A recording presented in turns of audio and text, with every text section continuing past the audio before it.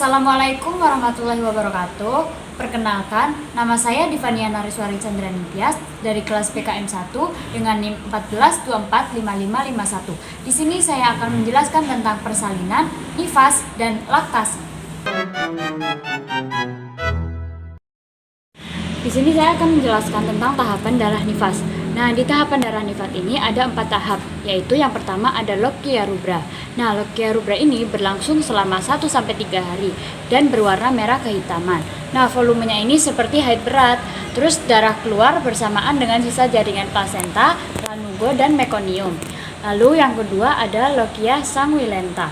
Nah, lochia sanguinolenta ini berlangsung selama 3-7 hari dan berwarna merah muda dan volumenya mulai sedikit dan darah keluar bercampur dengan lendir. Yang ketiga ada tahapan lochia serosa. Nah, berlangsung selama 7-14 hari dan berwarna kuning kecoklatan. Terus volumenya ini lebih sedikit dan darah keluar mengandung sisa hormon dan sel darah putih. Yang keempat ada tahapan lochia alba yang berlangsung selama 14 hari dan berwarna putih bening, yang merupakan tahapan pemulihan dan cairannya ini mengandung selaput lendir, serviks, dan seraput jaringan yang mati. Selanjutnya, saya akan menjelaskan tentang nifas. Jadi, yang pertama itu ada hari ke-1, 2, dan 3. Rahim ini mulai berkontraksi ke ukuran yang normal.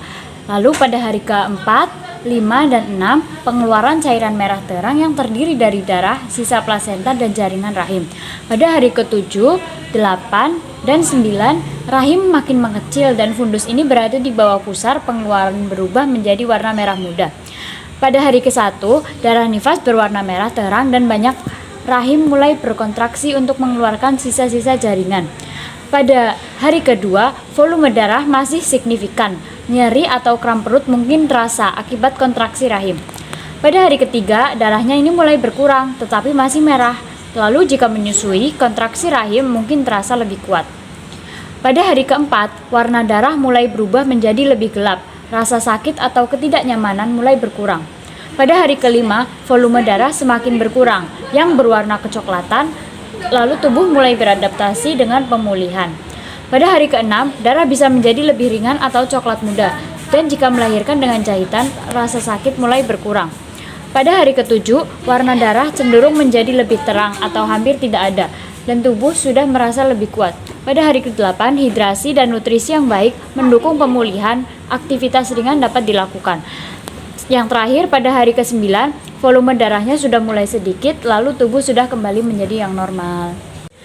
Selanjutnya ada cervical effacement and dilation atau penipisan dan pelebaran cervix. Ya, ini ada 4 tahap. Yang pertama itu cervix is not effaced or dilated cervix, yaitu masih tertutup dan belum melebar. Yang tahap kedua ini cervixnya ini tuh sudah terbuka sepenuhnya dan melebar hingga 1 cm. Terus yang ketiga ini cervixnya melebar hingga 5 cm. Yang tahap keempat cervixnya ini sudah sepenuhnya melebar hingga 10 cm. Jadi, pembukaan serviks secara bertahap yang diukur dalam sentimeter dari 0 sampai 10 cm. Dalam proses persalinan terjadi 4 tahap, yaitu kala 1 atau tahap 1, pembukaan mulut rahim akibat adanya kontraksi. Nah, yaitu pada pembukaan 1 sampai 10, yang dimana setiap pembukaannya ini tuh terjadi selama 2 jam.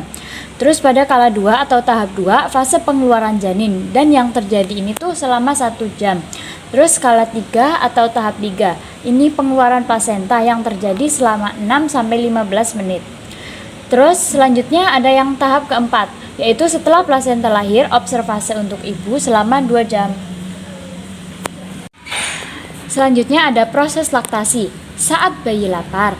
Lalu bayinya ini menghisap dan merangsang saraf di payudara. Lalu bayinya ini mengisap puting payudara. Nah, rangsangan ini dikirim ke hipotalamus melalui saraf di payudara. Ini ke rangsangan saraf hipotalamus. Lalu hipotalamus mengirim sinyal ke kedua bagian di otak, kedua bagian kelenjar yang ada di otak, yaitu pituitari posterior dan pituitari anterior. Jadi pituitari posterior ini menghasilkan hormon oksitosin. Nah, oksitosin ini menyebabkan kontraksi otot yang ada di sekitar alveoli, sehingga ASI ini terdorong keluar melalui kelenjar susu. Lalu pituitari anterior ini menghasilkan hormon prolaktin yang merangsang sel alveoli di kelenjar susu untuk memproduksi ASI.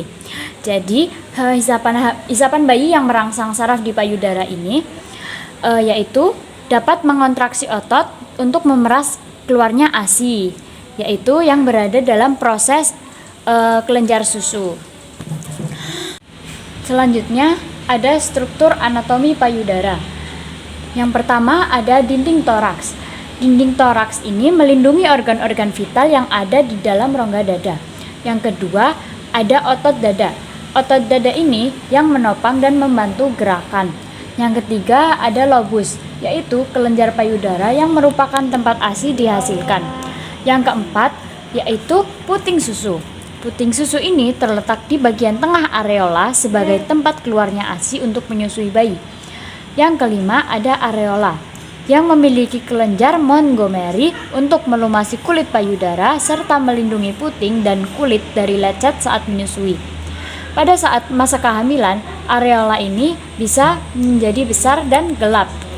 Terus selanjutnya ada saluran susu, yaitu tabung kecil yang menyalurkan susu dari kelenjar susu atau lobulus ke ujung puting susu.